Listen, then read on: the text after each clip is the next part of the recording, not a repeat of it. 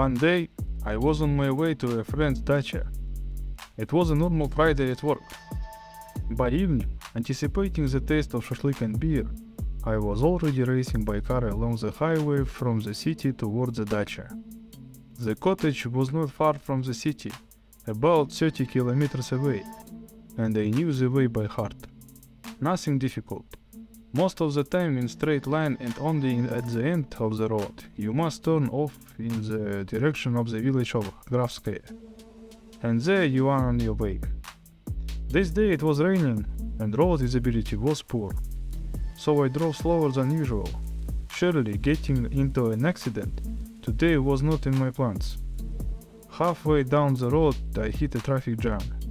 Where could it have come from on the highway? After 2 hours of turtleback, I saw the reason for the traffic jam. Road repairs. It's always like this. Every time I drive, it's always an adventure. Road repairs, accidents. Well, we'll have to take a detour. And how lucky.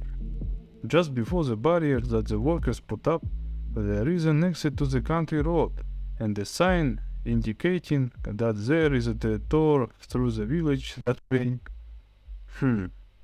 The sign was so old that you couldn't read the name of the village anymore.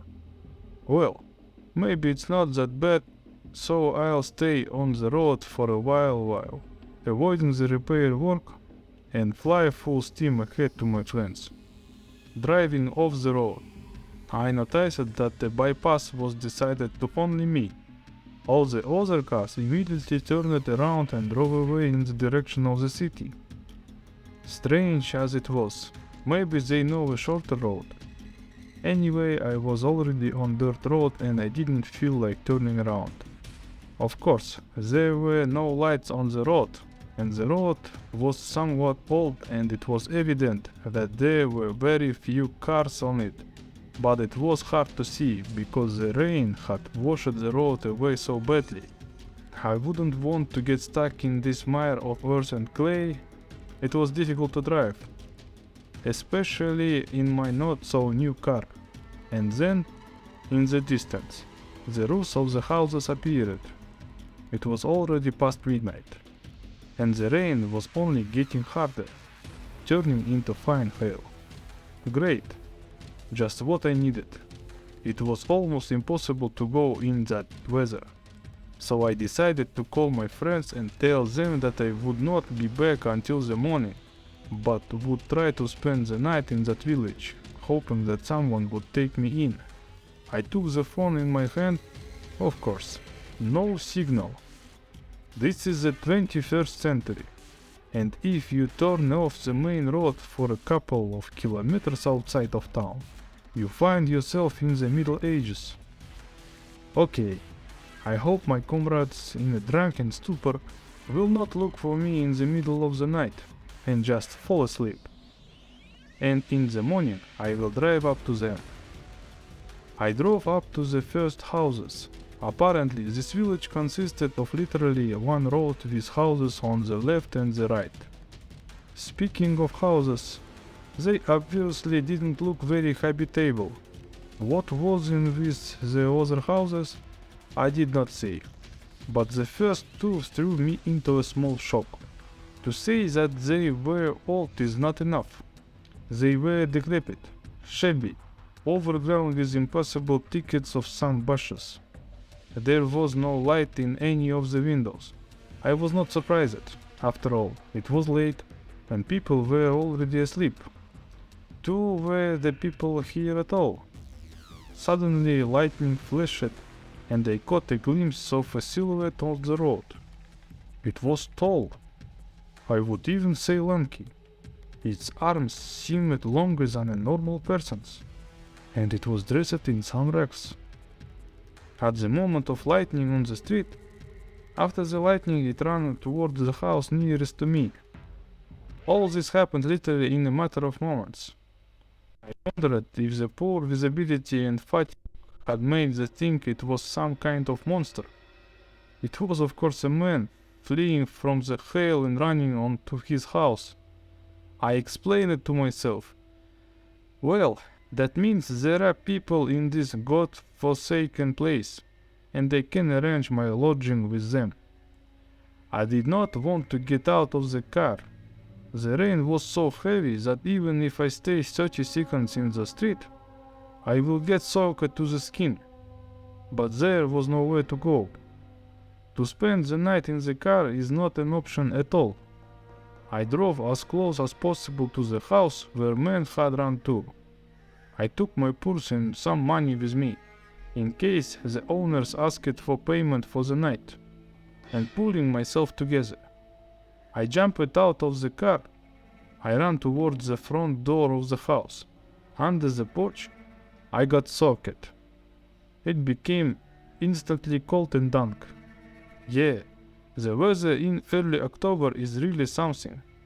How does it go? There is no such thing as bad weather. Yes, it does. It sure does. The porch I found myself under was leaking, but it was better than standing in the pouring rain anyway. I knocked on the door. Anybody home? Silence. I knock again. Nothing happens. I tried to open the door, but nothing happened. What am I supposed to do? Running to another house means getting wet and very likely to get sick. No, I don't want that. Maybe we should go around the house and see if there is another door? Glancing briefly out the window, for a second I thought I saw some movement there. Somehow, through a thicket of impenetrable bushes, I made my way to the back of the house. There was indeed a door here, facing the vegetable garden. Sure, the standing crosses were vegetable garden. So wait, crosses? Why would there crosses here? The backyard of this house looked more like an old cemetery than a vegetable garden. Something is not right here. I did not have time to think about what I saw, because behind me with a wild creak, the door opened. Without thinking twice, I dove inside. The door closed. There must have been a draft. The house smelled musty, and like it was burning. Well, at least now the rain wouldn't bother me. I picked up my phone and turned it on the flashlight, glimpsing that the phone has 15% charge left. I started to move the flashlight around the room, a table, a mug plates. Yep, I was in the kitchen. That's when I remembered, as if I had barged into the house uninvited and I should at least let the owners know I was here. Hosts? Will you accept a guest for the night? If anything, I can offer you some money for your help. In response, silence. And only the sound of drops on the roof shattered it. Well, if there is no one here, then maybe I can sleep overnight unnoticed, and if the owners come, then I will explain everything in a friendly way. Okay, here is the plan. We need to find at least a pet who can sleep on the floor. I definitely can't find a bed in the kitchen, so I need to sneak inside the house. The floor creaked loudly under my footsteps. The atmosphere was not so good. The night, the old house with its old cemetery in the backyard, the creaky floor, all the horror movies combined came to mind. A chill ran down my spine. I walked through the kitchen and into a small room. There was a huge clock on the wall. You know, the one that strikes every hour as many times as the time is right now. It looked very old, and the clocks on it looked a bit smoky. Also in this room I saw a table with some rags on it, stained with soil or something else. The room was in a terrible state.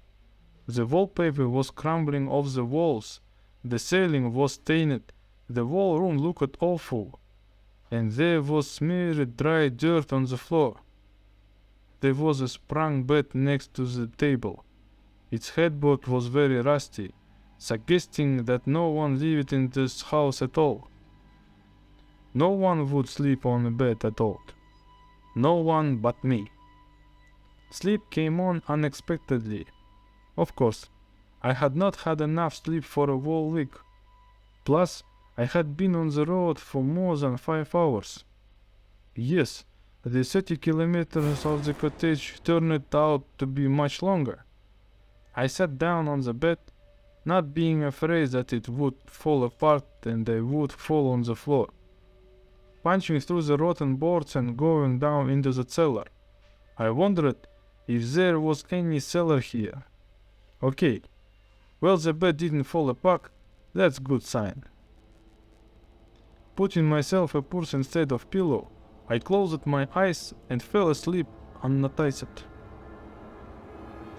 Fear had somehow completely disappeared. I woke up to a strange sound. It was as if someone was walking in the kitchen, and the floor creaked nasty under his footsteps. When I opened my eyes, I tried to understand what I was doing here. I sat down on the bed and shouted, "Is anyone here?" The footsteps stopped. There is obviously someone there. I got out of bed and went into the kitchen. There is nobody here.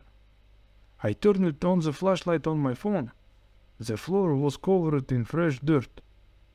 What's all this? What's going around here so dirty at night? And where did it go? The thoughts in my head became jumbled with fear. As I turned to leave to the kitchen, I saw a tall shadow flicker into the room. I ran in there. Dirt again. It led towards some sort of small hatch on the floor. Why didn't I see it when I walked into the room? Well, should I go in there or what the hell? I had not yet fought with all sorts of evil. I sat down on the bed and began to think about what to do next. I could hardly sleep anymore. I did not want to run to the car either. I was only dry, and the rain had not subsided outside. I had to go and find an adventure on my ass. In my handbag, I fumbled for my old Swiss knife. At least it was a weapon. But if it was something otherworldly, it would not help me. I mustered my courage and went to the hatch. Shall I open it? No. What for? What if there is something interesting in there? Yeah, like a ghoul or something that's interesting? Well, you have to do something right. We have to. Finishing arguing with myself, I began open the hatch. Its handle was in this very dirt and it smelled so bad that I almost saw my lunch today. It smelled like dead meat. This was out of bones. Well, now that I'm dirty in it, I've got to finish the job. The hatch is open. I show my phone down there, wooden steps going down into the depths of darkness, and nothing else can be seen. Class. Going down into the unknown. Just then I noticed that my phone had 5% battery left. Okay, so I go down quickly, look around, send the bad guys to the other side and go to sleep. Sounds like a plan. I just bent down to start going down when suddenly something pushed me from behind and I flew straight down. Silence. A pain in my head. I was lying on something hard and unpleasant. I felt with my fingers that it was something porous and hard. Bone. It's bone. Instantly I jumped up and shined the flashlight around me and found that the entire floor of the basement was covered with bones and human skulls. I just went numb with fear. Where was I? Who had pushed me? How to get out of here? While my thoughts were sluggishly digesting and aftershock in my head, something was stirring in the corner. Something was sitting there, eating, judging by the chomping sounds. Suddenly, the sound stopped, and it began to slowly rise and was probably 2.5 feet tall. Dry long legs, its arms were below its knees, and it had sickly shaped fingers or claws on its hands. I couldn't make it out. And its head. Its head was really toothy. It looked like an elongated naked skull. There were no eyes, or I just didn't see them. The ghoul lunged at me with a heartbreaking scream. I dropped my phone, dodged it, and fell over. "Get up! I must get up!" I muttered to myself under my breath. Immediately, turning around, the monster lunged at me again. This time I did not have time to parry, and the razor-sharp claw slashed across my chest. The pain pierced my whole body, and apparently not just mine. The beast roared and fell beside me. The Swiss knife protruded from its chest. I had to run. I had to get out of here. I certainly didn't have a second knife. I jumped up and started scrambling up the stairs, picking up the phone from the floor. Just then I heard that the ghoul was on his feet and was already running toward me. With all the strength I had left, I climbed the very steep stairs, not thinking at all that I was on the ground with rotting dead bodies under my feet and hands. Suddenly, I was dragged down by my leg.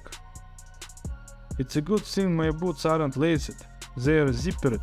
Quickly unzipping it in one motion, the bastard had my shoe and it fell down. Opening the hatch, it was already light outside. With a quick movement, I took my purse and with all my might I crashed into the front door, the one that was locked, in the hope that I would kick the hell out of it. It was either because I didn't weigh much or because I didn't have the strength to run, but the dog gave me a thud, and I flew back. The bolt. There was a dead bolt on the door. I was blind. I got up quickly, ran to the door, removed the dead bolt, and then I heard a nasty gasp behind me. Without looking behind me, I opened the door, rushed out the house and ran to my car. It had already stopped raining, and there was fog in the ground. I got in the car and instantly yanked off and hard braked and drove off. I looked in the rear view mirror and there, all I can see is an old cemetery and no houses. And on the streets there were about 5 of those scary creatures looking after me. I made it to the cottage door. My friends were speechless when they saw me in the morning. Dirty, with a bloody cut all over my chest, without a shoe, all disheveled. I told him everything. My friend looked at me in bewilderment and said, "There is no village there. There is only an ancient cemetery and it was built after." Wait, there was a village, but it burned down over 100 years ago. Everyone who lived there died, and all the inhabitants were buried there in the place where the village had burned down. Yes, I think we'll take a different road home.